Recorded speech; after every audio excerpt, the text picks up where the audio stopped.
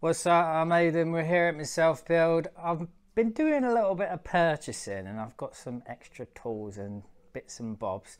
We're going to crack out a little bit of plasterboarding. First things first, I need to cut out a little bit of plasterboard for either end because we left them off so I could put the 25mm PIR on either end. When I was cutting the plasterboard before, I was using straight edge and it was a bit awkward getting the Stanley in, so now I've bought a track for a track saw or a plunge saw, and it's got little rubber bits on the back so it'll help it stay in place. Because it's thinner, you get your hands right out of the way and you can just use a normal Stanley that way. I also bought these massive hop-ups, so that will make things 10 times easier. There's a link in the description for these kind of things. I think these are DIY only, so no trades on site or anything. And then I bought this bad boy. I took the plunge and I got a Senco collated screw gun. This is a DS7525 AC. Now, yeah, it's corded, but I can't afford to get the cordless one. They're about £500–600. This one I got on a bit of a deal because I got it through FFX, through eBay, and there was a discount of like 15% as well.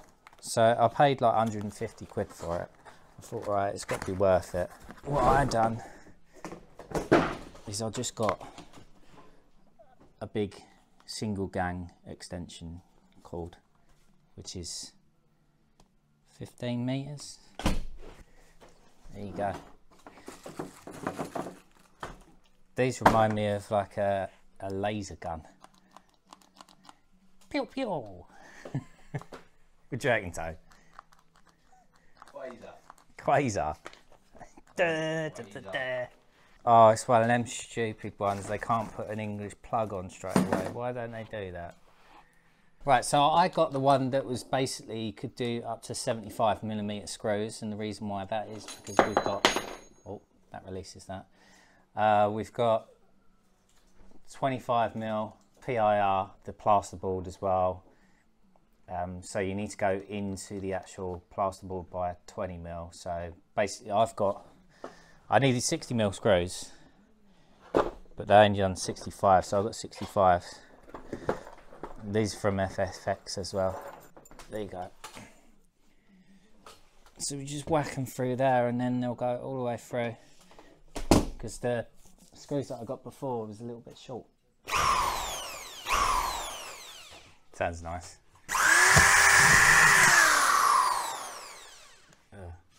That didn't screw all the way in. What did you do?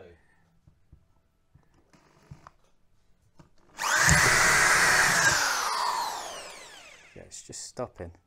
At least the camera's rolled. I think Tony's just realised I might have had it on reverse. What an absolute plonker. Right, we've flipped it. Let's try it.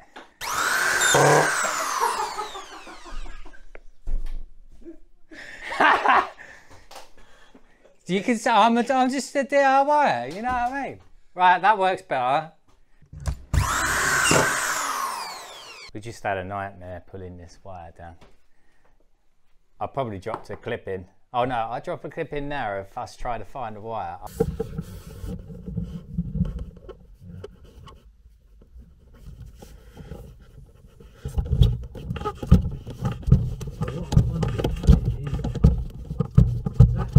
I think you got trapped underneath one of the, between the insulation and one of the tyre beams.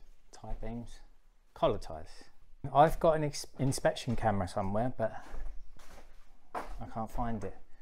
Tone's just drilling out the actual, for the spotlights up here. So we're just using a hole saw forward. This is 64mm on these particular spots, and it'll go forward as he gets through this plasterboard, and then it'll take that bit out, and then up there we turn it backwards and then cut through the insulation, and in that way you've got less chance of nicking a wire.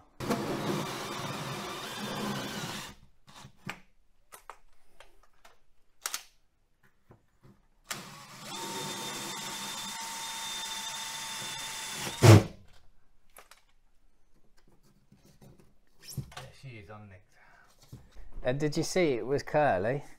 See, all the light bulb ones I curled so you could know which one was which. And then the other ones we need to do are the little sockets up there for my heat panels, and I just folded them over. So we're going to cut through them with a multi-tool.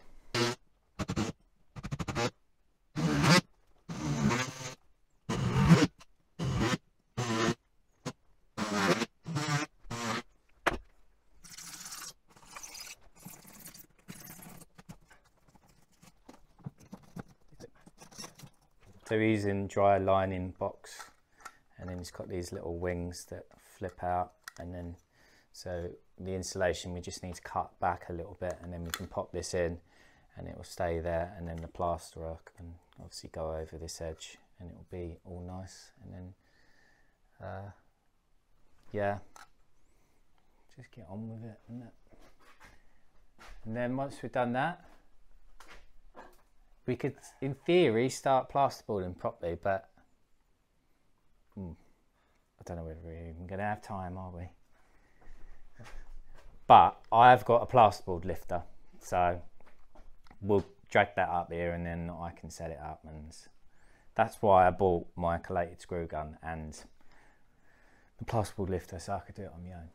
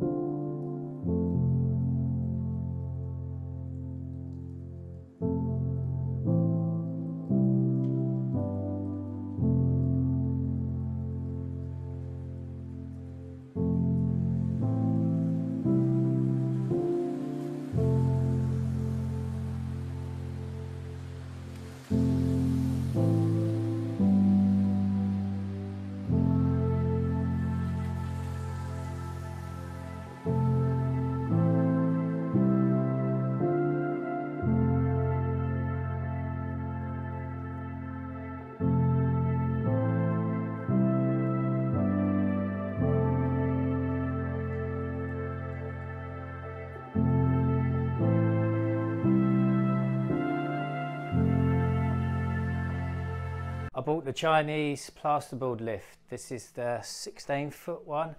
What's that, about 4 meters or something, isn't it? Yeah, 4 or something. The reason why I got this one rather than the red one, which is lower, is because I can use this over in the main house / barn, because the ceilings are basically 4.5 meters high. So I should be able to do everything over there. In here, it's a little bit awkward. You can see it's quite high as it is, and we've got to get the plasterboard, like it's just up here. But I'm 5'10", so I can just about walk under this without smacking my head. But that means you've got to get the board all the way up here. So what we're going to do is we're going to do the top sections horizontally using the plasterboard lift, and then just down here we're going to do them vertically. So let's say landscape up here, portrait down there, and it's roughly 2.44 meters. So what I'm going to do is I'm just going to pack at the bottom there and then put the board in and then just lift it up. But you'll see me struggling doing that another time. Me and Tone, we're just going to cut this end board and just have a look and see how it goes. And this first one, we're going to cut it about here, and then the next one will be full boards from there. We've got 9.5mm plasterboard because we've got 400 centers, so we get away with that. And then over in the barn, I'm going to have to go 12.5 or even 15 because I've got 600 centers. But there we go. I'm going to measure and cut this. When we cut edges, it depends where you're going to go, but if you want to basically take a little bit off or it's a little bit rough, use one of these. These are a plasterboard rasp, or sometimes they're called a surf form. This is a Marshalltown one, and it's got like this little grated bit on the bottom. It's not particularly sharp or anything, but you can take a bit off.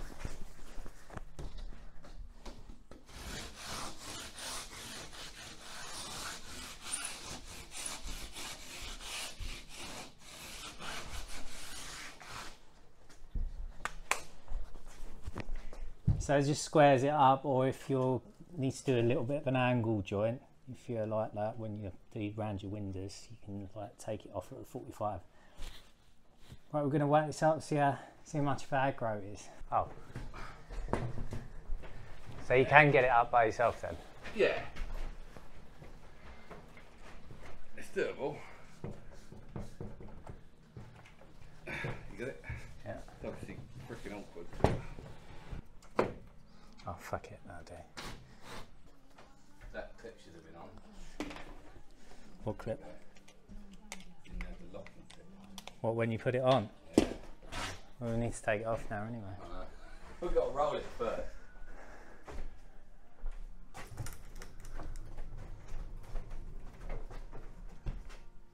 Alright, I'll start getting the angle now. So as you operate that arm, make sure your thumb's holding that brake up. Yeah. It should be alright. Oh, I thought you had to use this. No. Well, I will once I load it up. Is it going to stop itself at the right angle? Need to get them wires out of the way. Right, so the bottom hooks are going to get in the way. Right. So you hold that with your thumb. My thumb. and you Well, so grab it can the bar, break. don't you? So it can break my thumb. I think you're meant to put your hand around the bar to hold the brake up. The hand you got to step like that. There you go. So if we had the plasterboard sheet right in the middle, that'd be easier, wouldn't it? That's why it's skew width.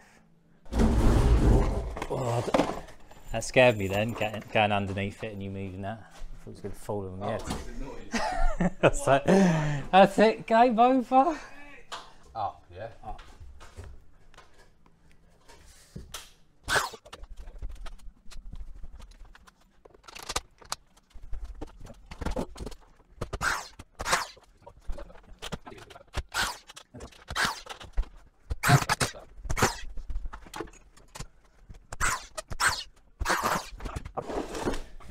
If you get one of these guns, when the collated bit goes through the plastic, it tucks in right at the top there and then it jams. So it's a bad design, but you should have like a plastic cover there. Tony's gone. We whacked that out down there. That was quite rapid, and the stands come in proper handy, and the laser gun. I need to do the bottom bit on my own, so that's going to be a bit more difficult unless I've got something like this, but I haven't got that, so I made that. So that's my little jig.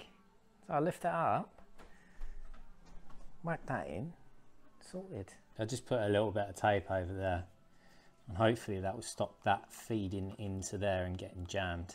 Right, I'm not sure about gaps between the plasterboard. Loads of people have obviously got loads of different opinions. I'm leaving, this is probably about a 2mm gap here. There are bigger gaps elsewhere.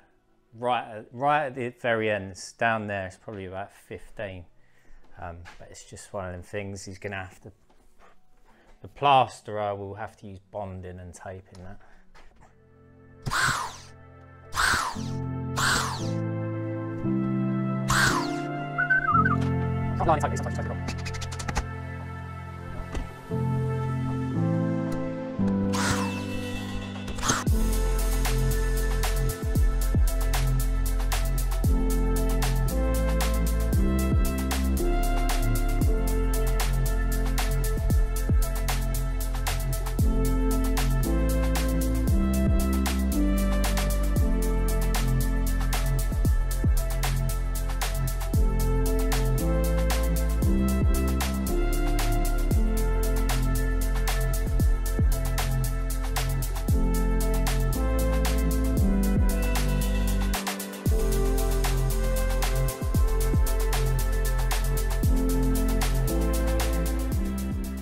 What's up? It's like a week or so later. I had a bit of a break. I'm struggling to get going again. It's the 3rd of September. I've done all of that. Well, or pitch now. I need to crack out this side now. Saying this the 3rd of December, I thought that I'd be finished in here like weeks ago. It's not going well, is it? Right, I'm going to use this on my own. I'm going to get that board up there, so we'll see. This will be the test whether I can actually do it or not.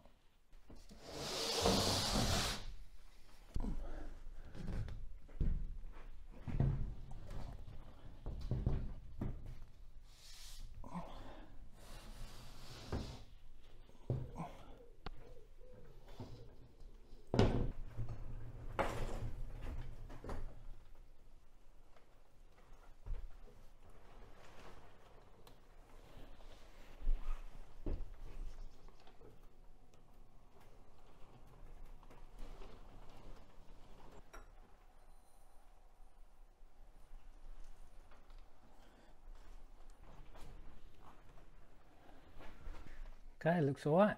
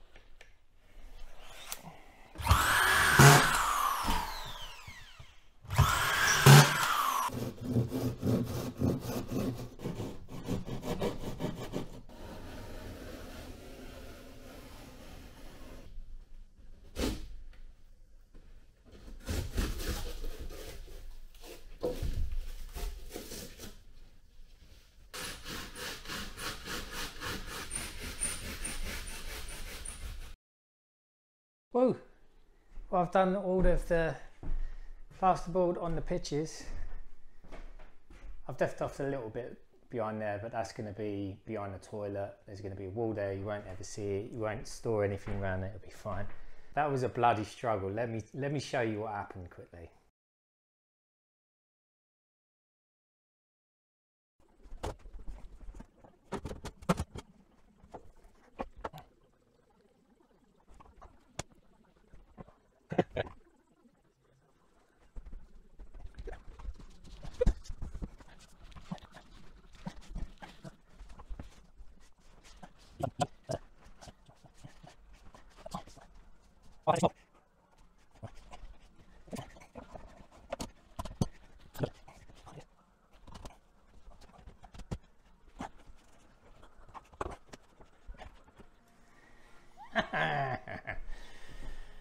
Right,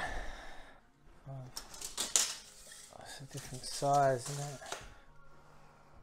Oh. 10 mil off. I was trying to do vertical board at the bottom section, but the thing is the rafters on that side was a little bit more off than the other side, so they wouldn't fit exactly. So it actually worked out better to do it horizontal on this bit and then do another bit, but I cut that bit wrong. When you're plasterboarding, if you're just watching this just to get some tips, you never want to, I'll show you close actually. When you're plasterboarding around your windows, doors, anything like that, you don't want to have a join like up here or across here. So this corner bit needs to be a whole bit, just like I've done there. And I've done that everywhere, because that's the most likely spot where you're going to get a crack going off of here. So all of this, look, just imagine if I didn't splay this off, that would be what it would look like. Pants. So I just need to chop these out, and then I've got to do the gables, and then I've got to build this stud and the door falls. I'm just going to show you quickly before we go what I'm doing with the shower. Right, I'm just going to use concrete board exactly where the shower is, and this is 12.5 mil thick. So what I do is, obviously this will get screwed up to there. I'll use, you're supposed to get special screws for this, but I've only got wood, well, I've got general purpose screws, and I'm going to use the washer to hold it in. Now with this, what you do is, if you do 12.5 here, then you're doing 9.5 there. By the time you skim, it comes up level to this, then you can tile this, and then everything just sits really nice. So that is the action plan. And talking of plastering, I did ask the manager at Travers Perkins for a recommendation. He gave me a local plasterer's details who I've been in contact with, who said he was going to come around and quote, but then it turned out he wasn't really going to do it, and then he's a bit busy, he's just faffing a bit. So I just said, look, if you haven't got time, then just say, and I'll start ringing round. He did give me another contact, but I phoned that person. I've left them a message and they didn't get back to me. I probably phoned 3 or 4 different plasterers, left voicemails. None of them got back to me apart from one who I was messaging last night through the Google Maps. So he said to me, what's the area? I said, well, it's roughly 100 metres squared. It's going to be less than that, it's not quite that. And he said, all right, well, just to let you know, we charge £12 a square metre. And I said it was above a cart lodge. And then by the time I sent him a picture, he said that he thought that when he called me today, he said, he thought that it was just the ceiling that I wanted done. 100 square metres, he was going to charge me £1,200. And I said, well, that's a tad more than what I wanted to pay. Is there any movement? And then he had a look at the picture, and I'll flash that picture up now. And then he was saying, oh yeah, well, the top doesn't look straight. That's going to be a nightmare. You know, like one of them, oh, well. And then I said, yeah, I know it's not bang on. I said, like, I'm happy for you to round it off. Obviously, you use bonding for that. I think he just like thought that I was just green and I didn't know what I was talking about or anything. But so when he phoned me up today, he said, look, I thought it was going to be more of a straightforward job, but for something like that, we would charge you £1,400. Would you pay £1,400 plasterer for that? I think that's a little bit, that's pushing it. Do you not think? Like, just say a plasterer is £200 a day. I reckon they'd do it in 3 days. So you got the bonding at the top, scrim, some reveals that you'll do on the first day, possibly the dwarf walls at the same time. You'll come back the next day, you'll do the 2 pitch sides, and then the following day you can do the gable ends. It's like easy jobs. 3 days work, £200 a day, that's £600. Materials maybe 2 to 250. So I reckon you're looking at low end £850. I would be happy to pay up to £1,000, I reckon, if they just wanted to bump it up. But I reckon what he's done is he said, right, materials 250, let's just bump that out to 400 quid. I'm going to pay someone 170 quid or 180 quid a day to come here, and then I want to earn my money out of it, so that's £1,000 all in all. So that's how they get their money out of people. I don't think it's right. So I messaged a plasterer that I've used before for my old house. He's a Dan's family friend. No, Dan's family's friend's son. And he was a decent plasterer. So I messaged him and I said, look, I know you moved away, but do you know any decent plasterers up this way? And he said, oh, I've actually moved back. Like, I'll come and have a look at it for you. He said, I am stacked for work, but I'll come and help you out, kind of thing. So I will give him all of the work.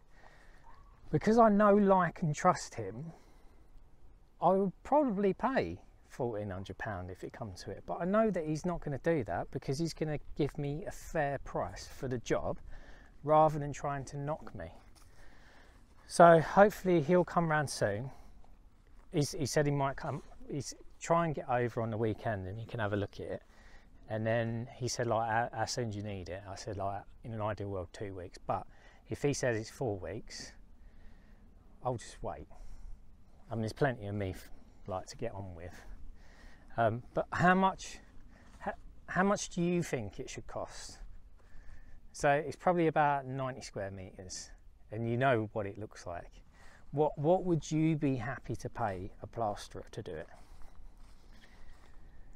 Anyway, I almost got to the point where I started YouTubing how to plaster.